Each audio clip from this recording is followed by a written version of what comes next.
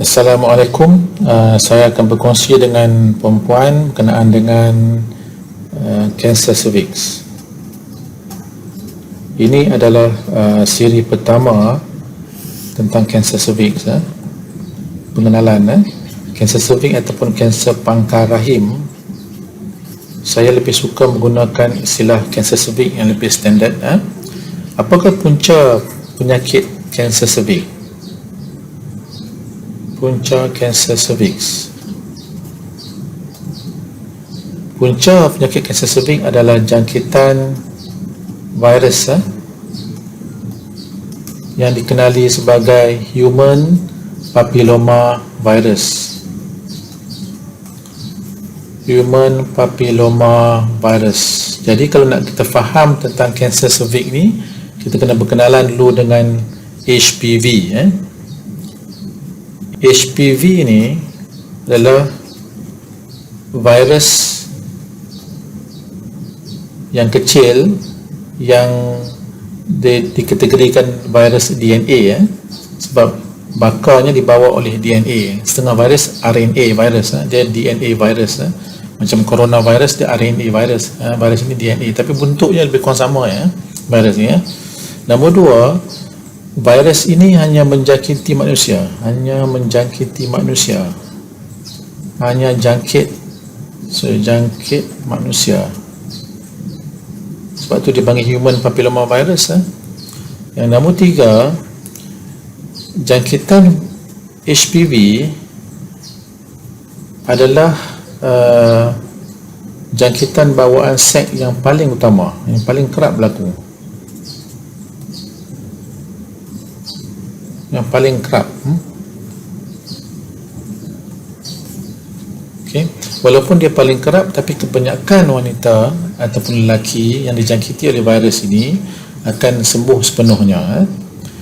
Jadi maksud dia, virus ini dipindahkan, dibawa melalui hubungan, dijangkiti melalui hubungan seks. Melalui hubungan seks. Kebanyakannya lah. Walaupun ada juga kes-kes report yang menunjukkan dia juga boleh dijangkiti melalui sentuhan dan sebagainya, tapi yang paling utama sekali melalui hubungan seks. Hubungan seks ni bukan mesti lelaki perempuan, lelaki-lelaki ataupun lelaki perempuan, sama ada seksual tu perlakuan seks tu melibatkan organ depan, belakang ataupun oral seks, semua boleh menyebabkan jangkitan ini. Dan jangkitan ini kebanyakannya akan sembuh sepenuhnya dan hanya peratusan kecil saja yang akan mendapat kanser cervix ataupun kanser pangkal rahim. Okey, terdapat banyak jenis HPV ni. Di HPV ni dia adalah perkataan umum lah. Human papilloma virus ni adalah perkataan umum, nama umum, tapi dia ada banyak jenis, mungkin lebih daripada 100 jenis virus HPV. Dia dinamakan dengan nombor, HPV 16, 18 dan sebagainya. So HPV 16 ni satu jenis HPV 18 satu jenis HPV yang berbeza. Macam kita, nama-nama kita Ahmad, Saleh dan sebagainya, dia ada HPV 16, 18, lebih 100 jenis yang wujud di muka bumi ni. Dan semuanya hanya menjangkiti manusia. Dan terdapat dua kumpulan utama virus HPV ni. Satu kita panggil yang HPV berisiko tinggi ataupun dalam bahasa Inggerisnya high risk HPV, HPV, high risk HPV. Yang kedua low risk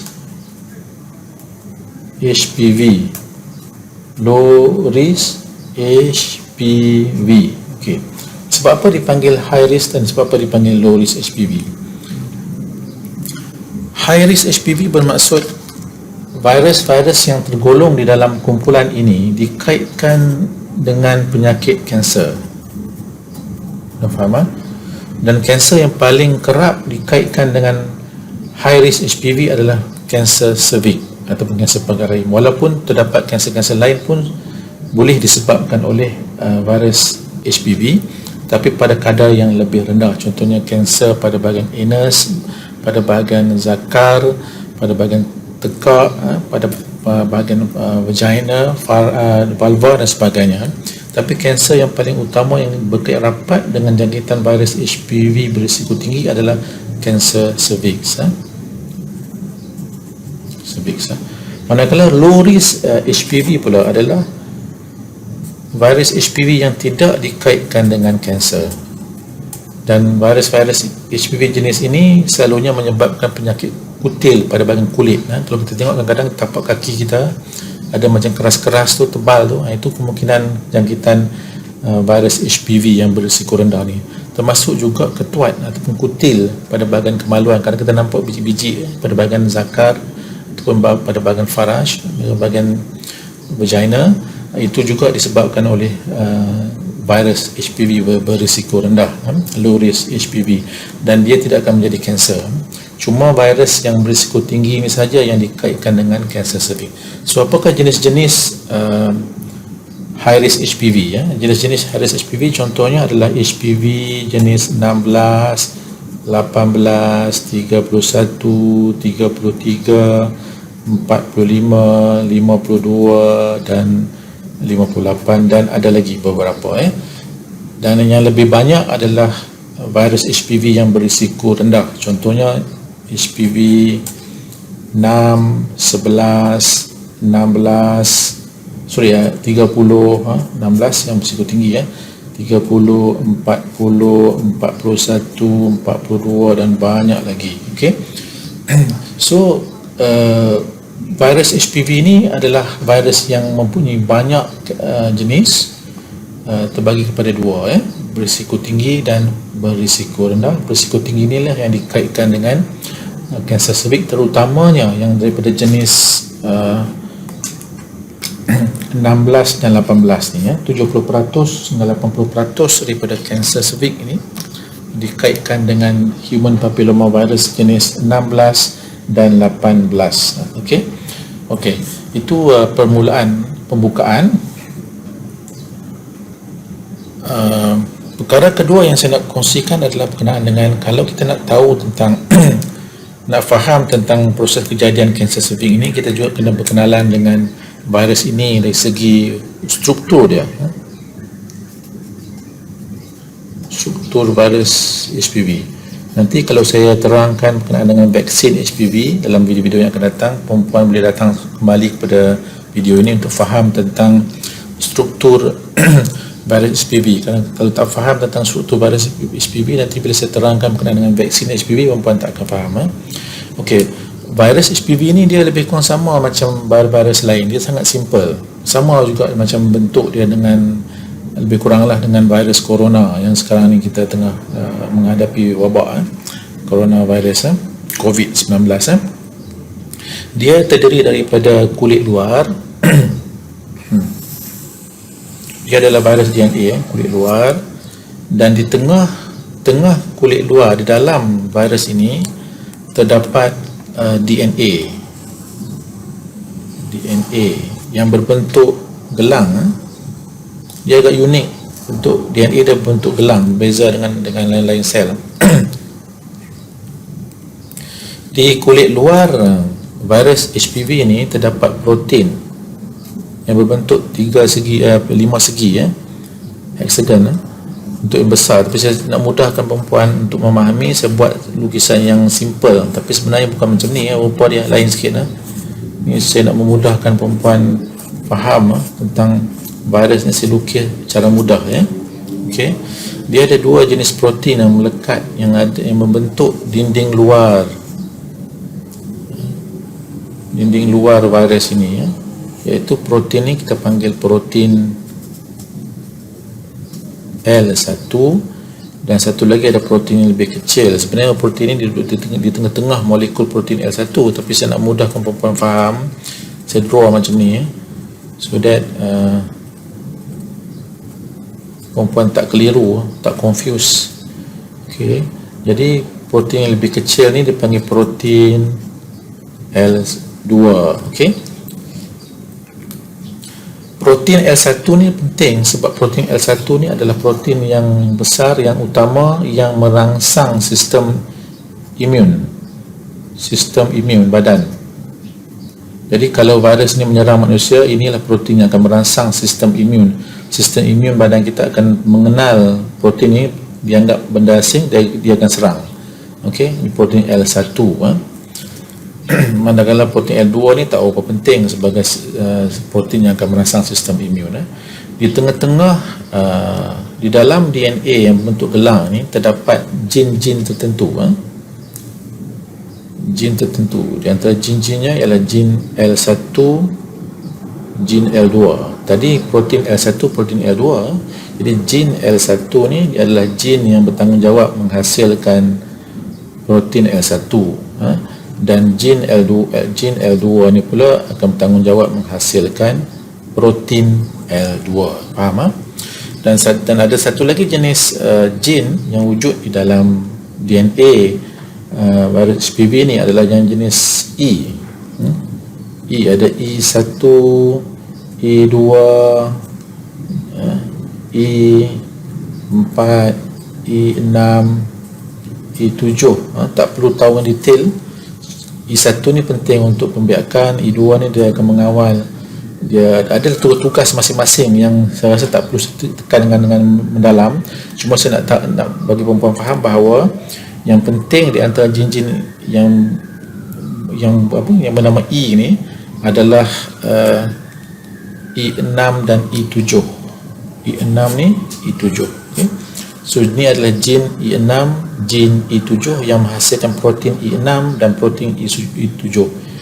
Jin E6 ni, E6 dan E7 ni dikenali sebagai oncogene. Okey, oncogene, onco ni kanser, jin yang menyebabkan kanser kepada sel perumah yang diserang. Okey, dan oncogene ni bila ditranslate dia akan menghasilkan oncoprotein.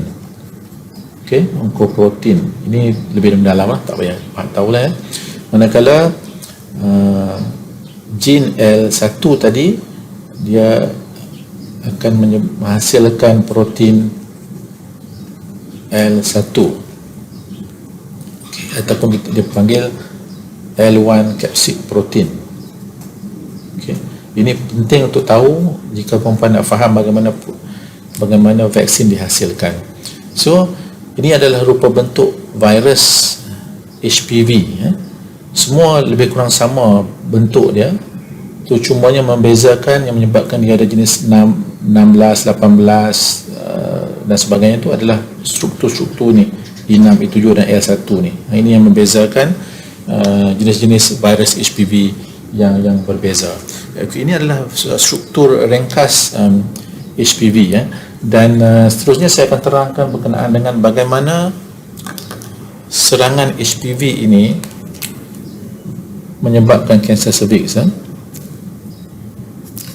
Jangkitan HPV menyebabkan kanser cervix. So apakah mekanisme ataupun prosesnya?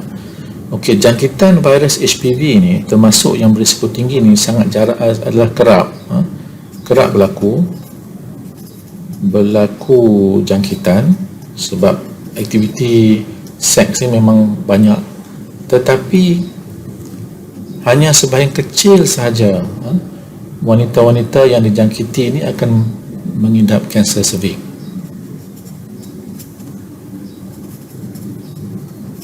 Sebahagian kecil saja yang akan dapat kanser cervix.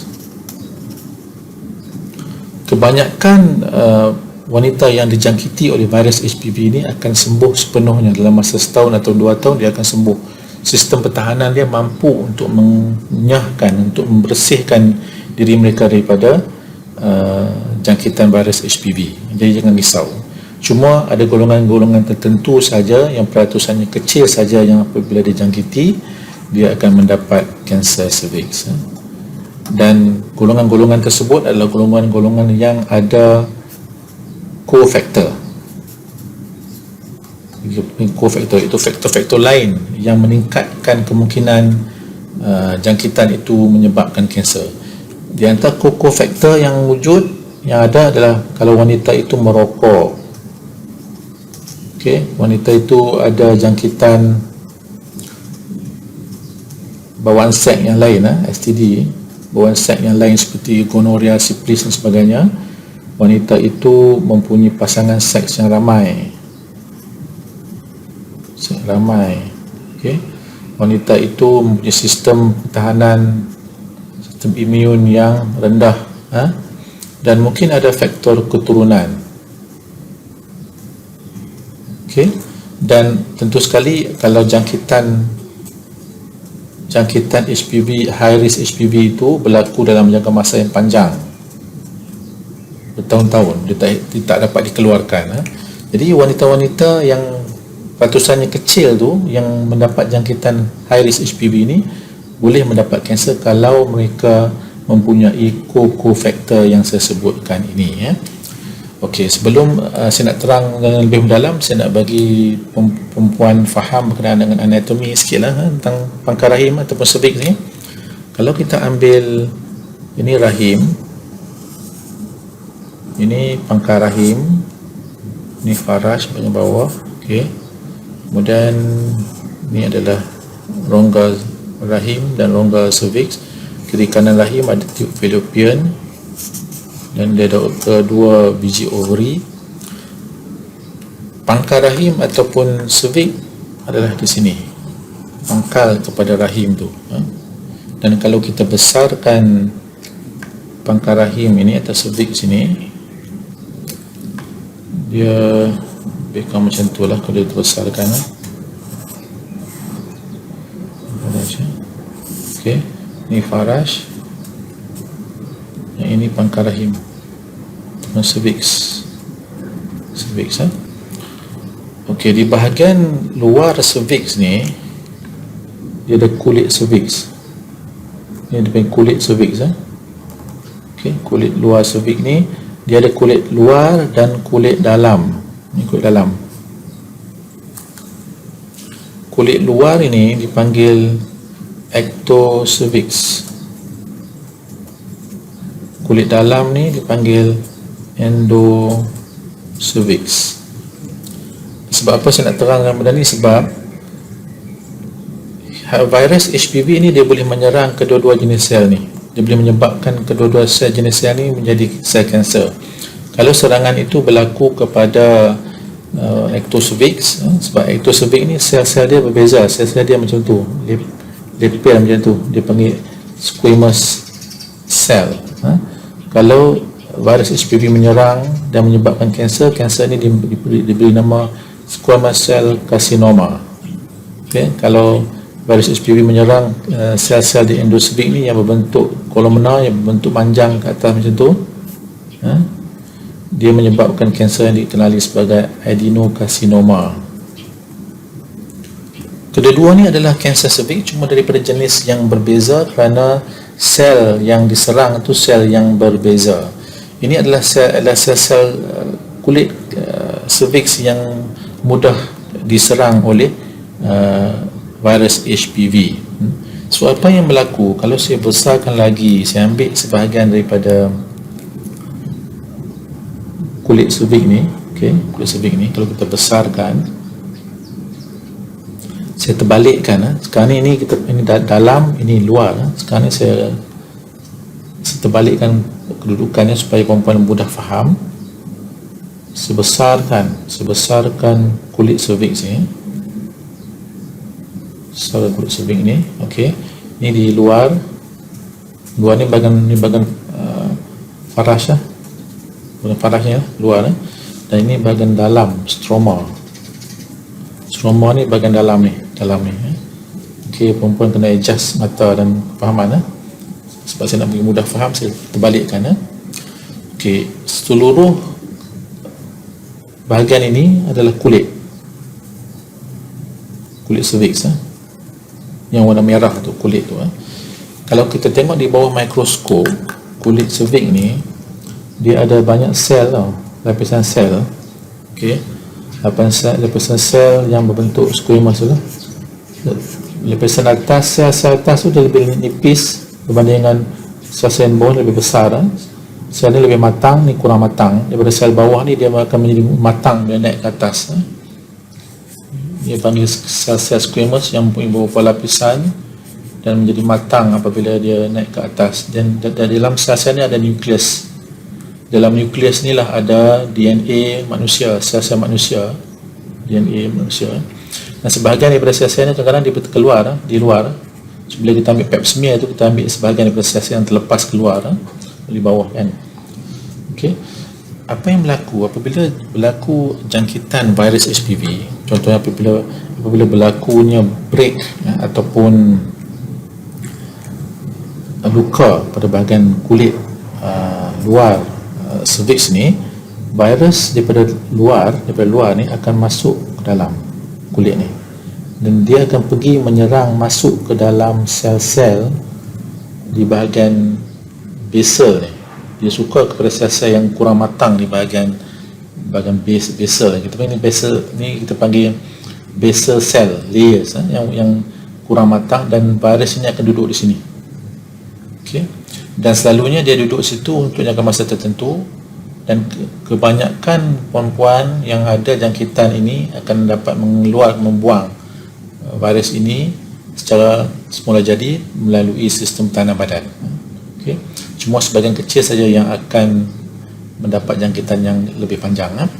So sampai satu masa apa yang berlaku, virus ini akan virus ini cuma tinggal di bahagian satu plasma sel saja ya. Dia akan menggunakan sel ini untuk menggunakan sel ini sebagai mesin kilang menghasilkan dirinya sendiri ya. Dia akan membiak. Masa proses dia menghasilkan diri sendiri itu, sel-sel itu nampak besar sikit lah. Tapi sel-sel ini bukan kanser lagi ya. Sebab sel ini cuma membesar sebab reaksi kepada pembiakan virus ni, yang menggunakan sel ni seperti kilang pembiakan, kilang menghasilkan lebih banyak virus ya. Dan apabila ini berlaku, virus ini pun dilepaskan keluar. Bila lepaskan keluar ini, pada masa inilah ia boleh menjangkiti seseorang orang lain yang melakukan hubungan seksual dengan wanita ini ya. Dan proses ini mungkin makan masa setahun atau 2 tahun kalau jangkitan itu masih kekal. Okay? Dan jika wanita ini mempunyai faktor-faktor cofactor dan jangkitan itu berlaku dalam jangka masa yang panjang daripada jenis yang high risk tadi, yang virus berisiko tinggi ini, apa yang berlaku adalah virus ini bukan setakat dia nak membiak saja, tapi apa yang berlaku adalah virus ini akan masuk ke dalam nukleus sel-sel ni. Okay. Kalau katakan ini nukleus, ini nukleus DNA di dalam nukleus nukleus sel-sel di bahagian bawah ni, apa yang berlaku adalah virus ini akan melepaskan DNA virus ini masuk ke dalam nukleus sel di kulit pangkal rahim, kulit cervix ini. So bila ini berlaku, dia akan menyebabkan kerosakan kepada DNA sel perumah, itu sel pangkal rahim, sel kulit cervix tadi ya. Dan ini dilakukan melalui onkogen tadi tu, onkogen 6 dan E6 dan E7 tentu, E6 dan E7 tadi. Dia akan menyebabkan gangguan kepada sistem pembiakan sel-sel di bahagian kulit cervix dan apabila berlakunya pencantuman di antara DNA virus dengan DNA perumah, sel-sel perumah ini, maka berlakulah transformasi di mana sel-sel ini menjadi tidak normal. Apabila gangguan berlaku terhadap apa yang kita panggil jin perencat kanser, tumor suppressor gene yang ada dalam sel-sel kulit cervix ini, apa yang berlaku adalah sel-sel di lapisan ini menjadi tidak normal dan dia akan membiak. Di samping rupa bentuk dia tak normal, nukleus jadi besar, sel dia pun jadi besar. Okay, dia berlaku pembiakan yang tidak normal. Pada awalnya sel-sel yang tidak normal ini cuma berada di dalam kulit cervix saja. dia tak keluar lagi. Okey, mungkin ada sebahagian dia akan keluar terlepas keluar ke faraj. Ini yang akan kita buat pap smear, kita akan ambil sel-sel ni lah. Tapi ini biasa sebab sel-sel yang terkeluar daripada kulit cervix ini adalah perkara biasa, secara natural dia akan keluar. Ini akan diambil oleh pap smear untuk masa ujian saringan. Nanti kita akan terangkan tentang saringan kanser cervix. Tapi saya terangkan yang lebih penting daripada ini adalah jika dibiarkan lama, sel-sel ini bukan sahaja berkumpul di dalam kulit, dia juga akan turun ke dalam stroma, dalam isi cervix, isi cervix ni. So pada peringkat ini